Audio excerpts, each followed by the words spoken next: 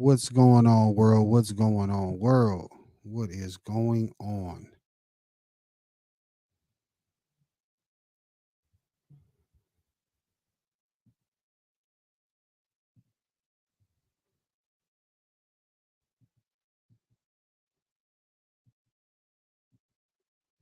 We are in the building right now, Sports Game Vision. Going through some things, trying to see what I can do here as far as my setup is concerned. But either way, we're going to chat it up in a minute. Let me hit this break and we're going to get started.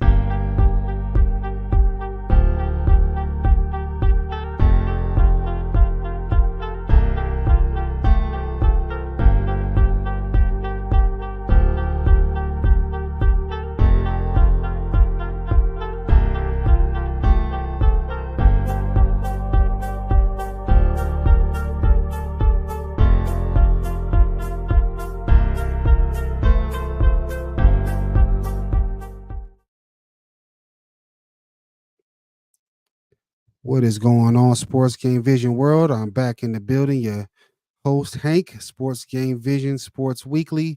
Just giving a little talk about what's going on in the world of sports so far. We had a great week, a busy weekend, obviously, with the Super Bowl. And as you can see, I got my stuff propped up there. But we're going to talk about the Chiefs first. We're going to talk about the Chiefs. What's going on? Yes, sir. They are the world champions. Congratulations, Kansas City Chiefs. They are once again Super Bowl champions, winning another one. They've been quite a few times now. They've won back to back first since the Patriots have done it, and they did it in a great fashion. Overtime game, if I'm not mistaken, the first one in history, especially with the new rules. And it looked like the San Francisco 49ers was going to take the championship. But of course, Mahomes and the rest of the gang snatched it from right underneath them. Once again, breaking their hearts. The San Francisco 49er fans got their hearts broken and probably were looking like this. Like, what's going on, Mahomes? I'm tired of you taking these championships. Everyone that I knew didn't want him to win. But once again, he pulled it off. He's going to be in these GOAT debates pretty soon. Congratulations. As you can see, he's got that WWE Championship, World Championship belt. And the final score is also here 25-22. Their last play, I believe it was the running back that got the touchdown. And, it looks like the 49ers was going to take it from him, but Mahomes has got that magic in him. He always pulls it off at this time of year. And once again, they are the world champions of the league. And they're going to do three-peat. They're talking about trying to do a three-peat. That's what they were saying all last night. They're going to they'll be the first one to do it, if I'm not mistaken, to get the three-peat. It'd be very interesting if they are able to pull it off. But there was a lot of things going on last night. I don't know if you guys were interested or wondering how much the game actually cost if you went. These were the average prices. As you can see, it's actually a little bit cheaper than the last couple of years have been cheaper. The one with Cincy and the Rams were more expensive, but it's going to take you about close to 10 racks to go sit in that game if you want to. I guess it'd be a nice one if we can get to a game one day. But either way, we got them big old screens and popcorn and all the good food festivities at the house. And whatever you like to partake in, you can enjoy it at your home and be relaxed. But that's a big price, not to mention the advertisers were charging $7 million per Super Bowl ad. So imagine if you're watching that game. I seen Tenmu up there quite a few times. They spent a lot of money on the Super Bowl. I saw Kanye West. He ducked out. He only was paid $7 million for like a 30-second ad, but he made a lot of money overnight as well with his new project that came out. But it was a busy day for the game. We call it the holiday, so to speak, for the Super Bowl. And we also had a lot of stuff go crazy in the Super Bowl as far as the viral moments, and we had one here with Alicia Keys and Usher. As you see, they got booed up. The internet went crazy over yesterday's event. He did a good performance. She did a good performance, but they did this. And everyone was upset, saying, "Man, why he hug her like that? She married and all that good stuff." But her husband really wasn't tripping over it. He said, "We tripping over it." I even was like, "Man, if that was my wife, I'd be pissed." But once he mentioned it in here, he goes Swiss right here. That's his wife, Alicia. But he said that we thinking about the wrong things. We're not worried about the performance. We should be worrying more about the performance and what those two did, the historic performance they did, bringing the A down there, bringing Usher his historic career and hers as well, celebrating a classic song. And he's totally, totally, totally unbothered about this. And he really should not. He's married. It comes to find out, they say that Usher got married yesterday as well. That he wasn't he's unbothered, he's performing. And being a person that's a creator who's performed myself back in the day on stage, you keep the performance going. Whether you make a mistake, you keep it going. You keep the film rolling, you keep the performance going. If you're on stage, you give the best performance you can give to your audience, your fans. And of course, they're used to seeing these two dance like this because that song was very big when it came out. There's even a video online from 2004. It's pretty much the same movements that they were doing back then as well with that song. So, it was still funny though, man. I love some of the memes that came out. I don't know if you were looking at it yourself. This is my favorite right here, the work husband. It was some other crazy ones as well. I'm not gonna post that on here. You can go online and see it, but this one had me dying when I saw it. It's pretty funny. But Usher had a great day. I'm proud of him. Part of my generation as well. He had a great day yesterday. They don't get paid to be on that stage, those artists, but they do get free promotion. And they're saying he's going to estimate about $52 million in sales and for exposure. It's probably going to be way more than that. He's got a concert tour, a tour that's coming out, and he's got an album that just came out, and he's doing residency down in Vegas where they're doing a performance. So he had a great day, and the Super Bowl has definitely helped him out, I'm sure, tremendously with his performance. In other Super Bowl news, other viral moments, I don't know if you guys saw this one. It was pretty funny to me. Uh, Taylor Swift acknowledges the tribal chief. They hit the internet really, really hard yesterday. She didn't necessarily get the TV time that she normally does, but she definitely got the internet viral sensation as Usher did yesterday too with the Alicia Keys moment. I thought it was pretty funny. There's other pictures going around with her acknowledging the tribal chief, and overall, Taylor only got about 54 seconds of time, they say, throughout the game, which is pretty good. We're here to watch the Super Bowl. We don't want to see every single time you pan over to Taylor, but they did acknowledge her through the game. Of course, when they won the Super Bowl, they showed more shots of her being with her boo thing, I guess. Travis, who's over here winning the Super Bowl, he also went viral for him shoving out his coach. There's a lot of memes online about that, but it's still interesting that they didn't show her as much in this game, but she did get her viral moment acknowledging the tribal chief Roman Reigns here in the picture. But overall, I don't know if you guys enjoyed the game. I enjoyed it. The team that I wanted to win won, and you know Cam Newton, I'm sure, is very, very, very happy about what went on, his comments that were made, all the quarterbacks that he mentioned are no longer in the playoffs. They all lost. He could sleep a little easy tonight, and I'm sure he did last night. But, people were taking shots at him, so he gets a little vindication. And of course, when I was watching the game, I saw these scores here. This is what I thought about. Kyle Shanahan blowing leads. I was watching the game with some friends, and I told them, "Hey, don't get too confident. He's done this before, and they didn't win, and it's exactly what happened. He blew another Super Bowl lead, one as a coordinator and two as a coach. But I knew that it could be a possibility that he could blow this lead and Kansas City can take this championship from the 49ers, and that's exactly what happened. And you can't count out the Chiefs anyway. They got too much of a great player in Mahomes, and they got a great squad. I do believe they have a shot at going three-peat. I would actually like to see it, as long as it ain't against my team.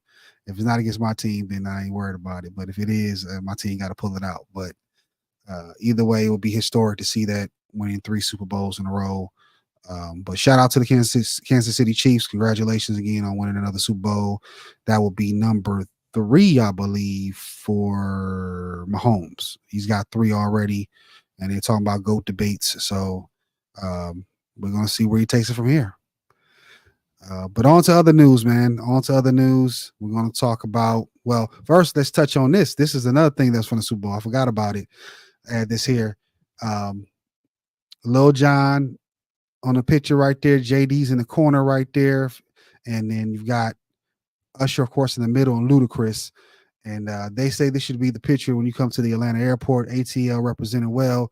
But when this picture was online, nobody knew who the guy in the dreads was, which was crazy. It just goes to see how times change, right? Lil Jon was huge. If you heard Yeah performed at the Super Bowl, that was his song that he produced for Usher. And of course, they didn't do Lovers and Friends, but that's a big hit that him, Usher, and Ludacris got together as well. But it's kind of funny that nobody knew who he was, and then it also was making fun of JD's outfit, saying he looked like CeeLo Green. And that's actually the first thing I thought about when I saw him. I didn't know it was JD. I thought it was CeeLo. But they're making fun of that. But either way, yes, it's a nice picture to put in Atlanta to represent the city. Atlanta was in the Super Bowl again and representing well. But moving on to the next topic at hand is a little bit of basketball talk. I don't know if you guys watch Shaq's podcast, but yeah, him and DC Young Fly were doing a podcast with Dr. J on in the podcast. Shaq was giving him his flowers, as he should, as we all should. Dr. J is a huge name in the game historically. He should be higher on the list. He was talking about basically Dr. J should be in the GOAT conversations. He always puts Dr. J in his GOAT conversations. I think he only leaves it out when he's kind of doing the network bias thing. But when he talks like overall favorite guys, he always put Dr. J there. And I know, I lived in New York. I know how big Dr. J was, and how much he means to the game. He was Jordan before Jordan. And because of the media changing and all that stuff, brands being created, he got left out in the conversation over the years of how great he really is. Shaq has mad respect for him.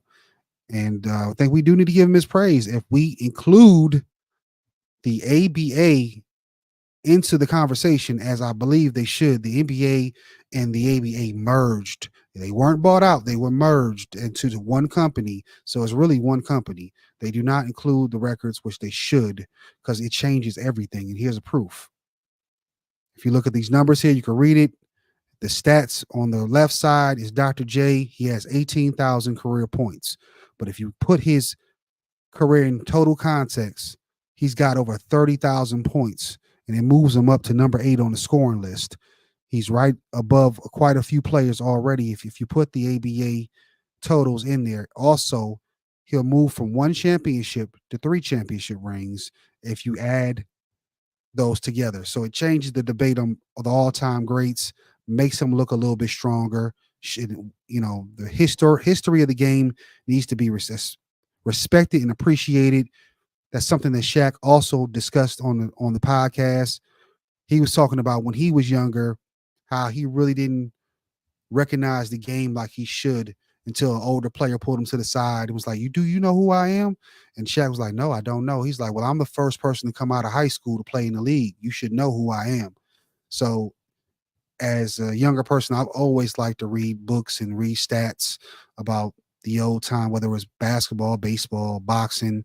Everybody doesn't do that. Shaq even proved it. Like, he was great at the sport, but wasn't necessarily digging the history. He was only recognizing the now, and then now for him would be Dr. J, and of course everything after Magic and Michael and all that. But the stuff before that, he didn't know nothing about it. And a lot of players are like that today. A lot of people are like that today. But it's very good to recognize the history, to know where it came from, who did what first. Shaq is very historic in his own self, his own right. He's the first person to get the $100 million contract, and he was the one to help Michael get his money before he left the game. So everybody has done something to help the game improve. But yeah, Dr. J in particular, guys, go watch him. He was great. I remember how big he was. All my cousins, big cousins, were the ones that were able to watch him when I was younger. I was real young, but I always heard his name. When I finally got to watch him, he was probably around the years of Steph and Katie and LeBron right now. So he was kind of leaving the league. I didn't get to see him in his apex, but around the house, I always heard that name, him, Bird, Magic. And I know that, all the kids loved Dr. J. I know he had a store. He had the Converse shoes. He was the big fella, the big man, the big great, the shining light of the league before before Magic and Michael and Bird came. And matter of fact, when they merged the league, he was one of the key reasons they wanted to merge, was to get Dr. J in the NBA. So, yeah, a little bit of history. Need to recognize him a little bit more. And NBA, stop denying the ABA history. Combine the stats and bring back the 3-point ball. I noticed y'all took it out the All-Star game, that red, white, and blue ball. Recognize the ABA created the 3-point shot, and y'all didn't want to put it in the NBA until it got too popular and you had to do it. So recognize the ABA, bring the red, white, and blue ball back, and recognize the ABA history, because y'all tripping out here. And shout out to Dr. J and Shaq in the podcast. But as we move on here, we're going to talk a little bit more about basketball. I don't know if you guys watched KG and his podcast rather. Him and Paul Pierce have a podcast together, pretty much Showtime. But he was talking a little bit about the Lakers and LeBron, and if he feels that they can actually win again this year or win a championship. He said no, he don't think they can do it. He thinks they're out of it. He don't think they're the real threat in the league, considering that the players are not healthy, and the upper echelon teams, he feel that top 3-4 teams will take them out. And if you look at the Lakers roster right here, you see what they got going on. We welcome Spencer Dinwiddie to the squad.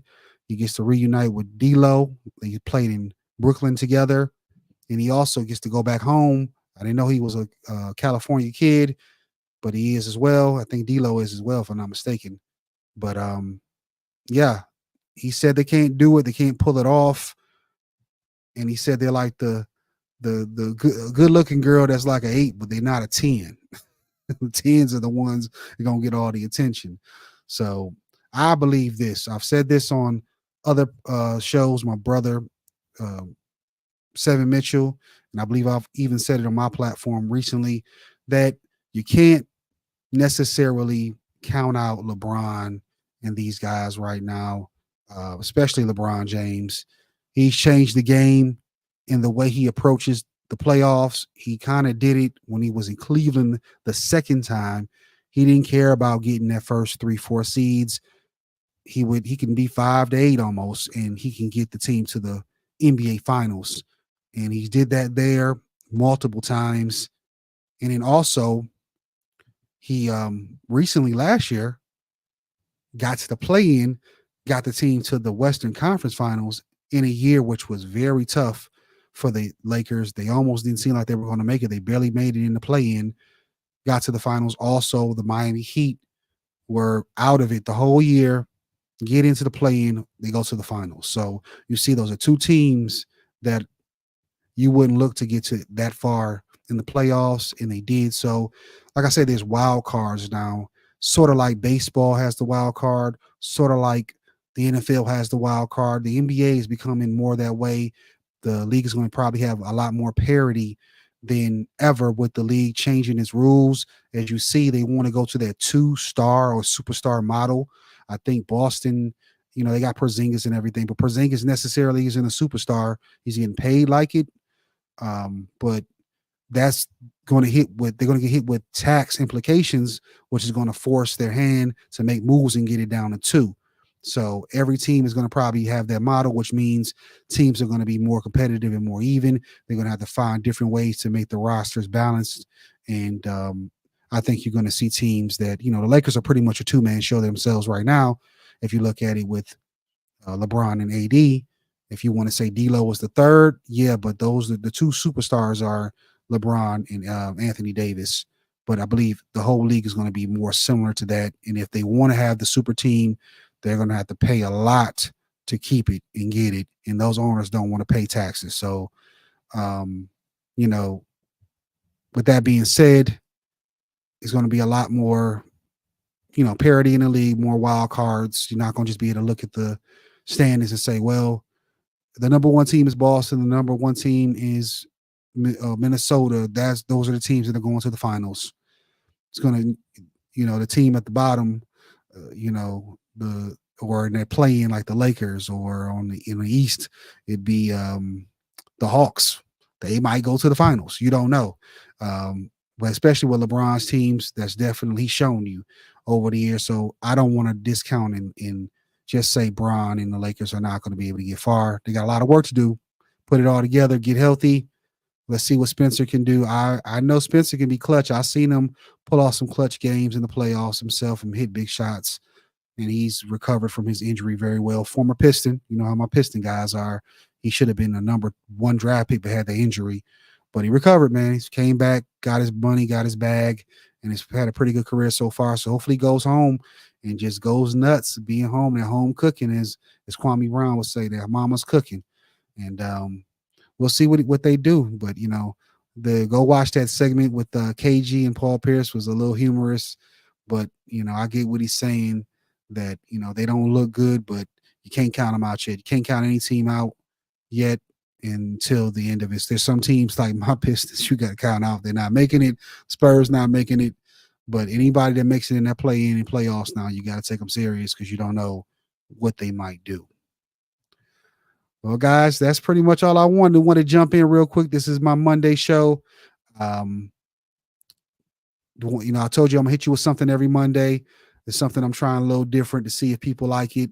I hit it with a video last week, video version, to see if people would like the video version, just drop it as a video. But today I came live. Hopefully you like it. And we'll pop in every week if you guys like this format as well. So, but either way, I got my Friday show, the A show, as we call it in wrestling. Every Friday, 6 p.m. Check it out. We'll be there live talking sports. This week is going to be a busy week. As you know, there's going to be a lot of basketball with the All-Star game. I want to do some things and have fun with it. My guys that are with me, hopefully they'll be with it as well. The 3-point shootout with Steph and Sabrina, the 3-point shootout itself, the dunk contest, the All-Star game, the skills. I don't know if they got the skills challenge this year, but I know they got the what's they call it? It's not the rookie game no more. They call it something else, but pretty much the rookie senior game, rookie sophomore game, and have fun with that. Maybe we'll jump on some Twitch, simulate some 3-point shooting of our own with 2K or something, and see who can bet some wings or something. But we'll have some fun this week. Just check out the channel, support the channel. Definitely like all the positive buttons, positivity around here. Support the channel and all the creators that are out here. And also, if you want to contact me, check me out here. Again, have a great day. And as we always say, or I say, sports game, the vision. Peace.